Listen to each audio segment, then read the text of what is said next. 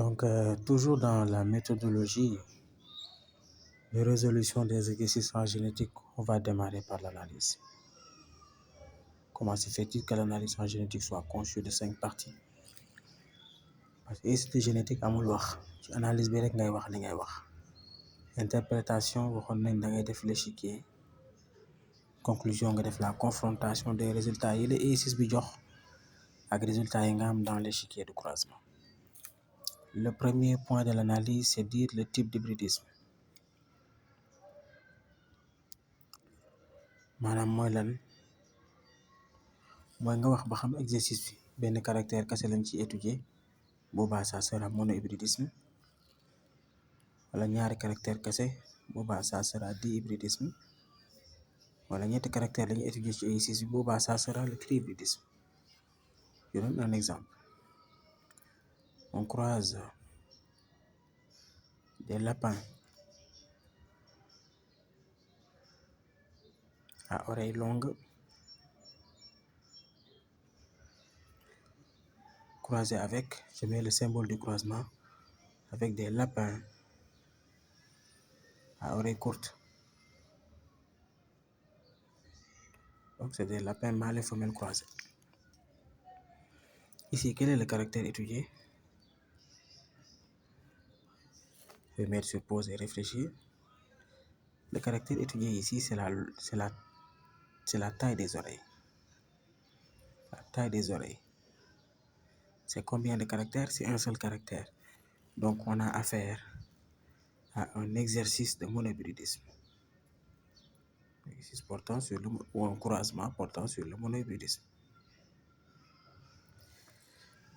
Si c'était oreilles longues et rouges, ça sera taille et couleur des oreilles, etc., etc.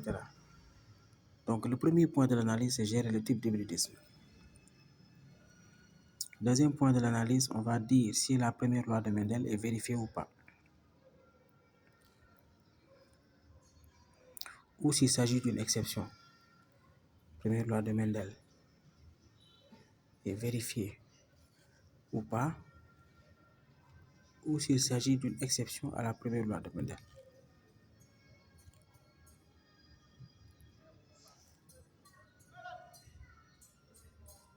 À la première loi de Mendel. Sur cette partie-là, je vais essayer de prendre mon temps. Parce que l'idée va sonner élève trop vraiment. Voilà. Quand est-ce que la première loi de Mendel est vérifiée? Moi, on croise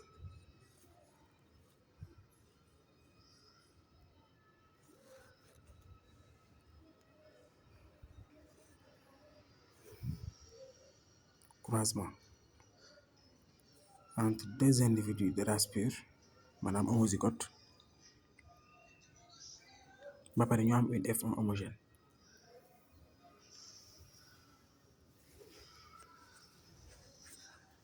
On croise deux individus de race pure, après ñu am F1 homogène. Lii mooy première loi de Mendel vérifiée. Dans ce cas-là, la première loi de Mendel est vérifiée.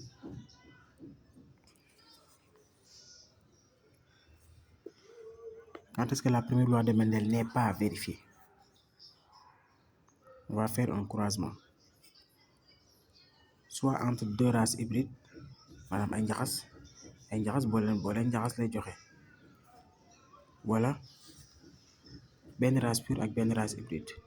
Benn race pure croisée avec benn race hybride. Ñu am une F1 hétérogène. F1 boo xam ne ñi dañoo weex ñi ñuul loolu F1 hétérogène mooy bokkuñu phénotype. Dans ce cas, la classe, qu'est-ce qu'on va avoir? Dans ce cas, la première loi de Mendel n'est pas vérifiée.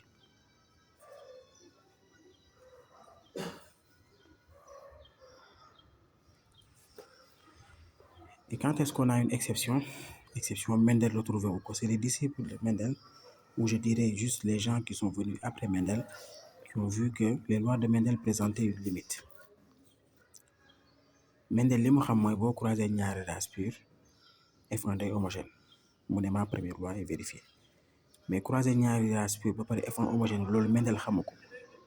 C'est d'autres individus comme Thomas Morgan, ce grand biologiste britannique là, qui sont venus travailler sur ça.